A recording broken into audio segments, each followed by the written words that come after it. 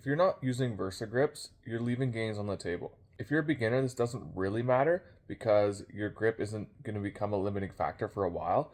But if you've been training for years, you're intermediate to advanced, eventually you're going to reach a plateau and you're not going to be able to keep pushing your numbers up because your grip is now a limiting factor. When you go do a back day, like eventually you're going to go do lat pull downs and your forearms are just screaming at you come like rep 8 or 9 because now the weight that you're using is much harder and your back is now a lot stronger than your grip. Your grip is giving out before your back does, and that is a huge problem. You know, even if you're trying to work out your hamstrings for RDLs, whatever it is in the gym, if your grip is becoming a limiting factor, that and it's stopping you from working out the muscle you're trying to work out, that again, that's a huge problem. So VersaGrips just fix that completely.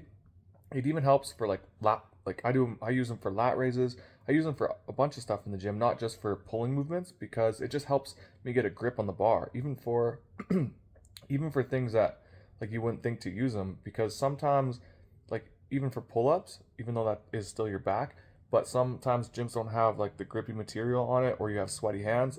VersaGrips just give you a better grip on it and you can just get a couple extra reps, and it just again it just allows you to apply a lot more tension to the muscles you're trying to work. So you don't need it, but it's definitely going to help, especially when you reach a certain point in the gym. So just give them a try, see if you can borrow a friend's. Sometimes there's cheap ones on Amazon. Definitely going to help you keep making progress in the gym. Follow for more advice on how to build muscle.